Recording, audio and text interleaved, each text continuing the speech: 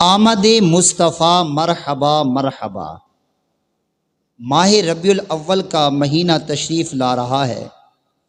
اس مہینہ میں عاشقان رسول صلی اللہ علیہ وآلہ وسلم وفد کی صورت میں، انفرادی صورت میں، مجتمع ہو کر، بیٹھ کر، کھڑے ہو کر، گلیوں میں، چراہوں میں، اپنے مکان پر، مساجد میں، مدارس میں، علماء، صلحاء، متقی لوگ، پرہیزگار لوگ، عام مسلمین نبی پاک علیہ الصلاۃ والسلام کی آمد کے جھنڈے گاڑیں گے،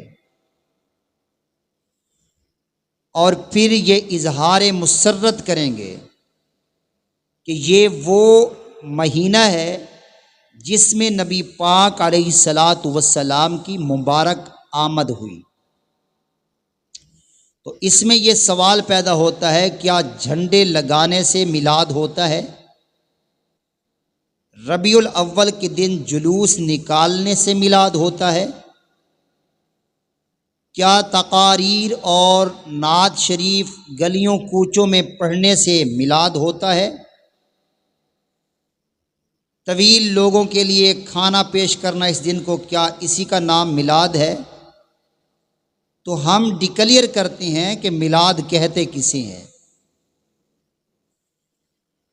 دیکھیے، اللہ تبارک و تعالیٰ کا کلام ہے، پارے کا نمبر 2 ہے، آیت کا نمبر 177 ہے، اور سورۃ بقرہ ہے، اور دوسرے پارے کا دوسرا پاؤ یہاں سے شروع ہوتا ہے، لیس البر ان تولوا وجوہکم قبل المشرق والمغرب ولکن البر من آمن باللہ والیوم الآخر والملائکۃ والکتاب والنبیین وآت المال علی حبہ۔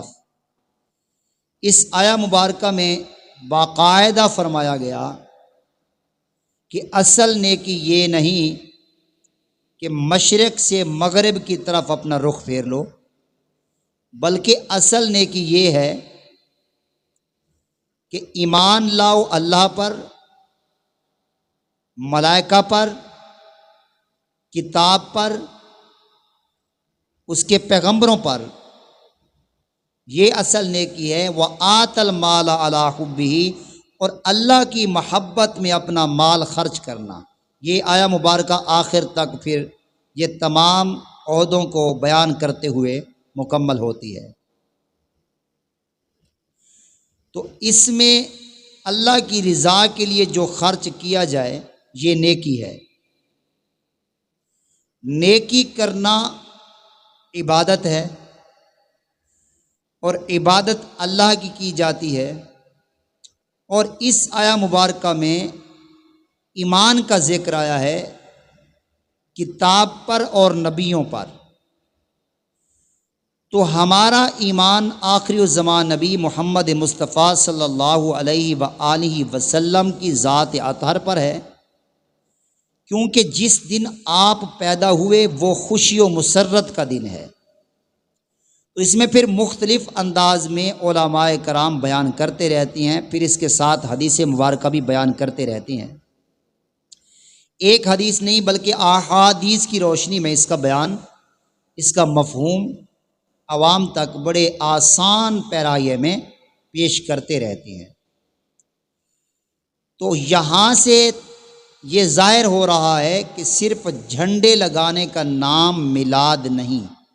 اگر پوچھ لیا جائے آپ نے یہ جھنڈا کیوں لگایا، سامنے والے کا یہ جواب ہو کہ نبی پاک علیہ الصلاۃ والسلام کی آمد کا دن ہے 12 ربیع الاول، تو میں نے پہلی چاند کے یہ لگا دیا، اس مہینہ میں پیارے آقا علیہ الصلاۃ والسلام کی ولادت ہوئی ہے، تو میں نے خوشی کی بنا پر اللہ عز و جل کی محبت میں رسول پر ایمان لا کر میں نے یہ جھنڈا گاڑا ہے، تو اس کا ثواب اسے میلاد کا مل گیا۔ اگر کوئی جھنڈے اٹھا کر چلتا ہے، نیت یہی ہے، تو ثواب میلاد کا ہے۔ اگر کوئی اس محبت میں کھانا تقسیم کرتا ہے تو ثواب میلاد کا ہے۔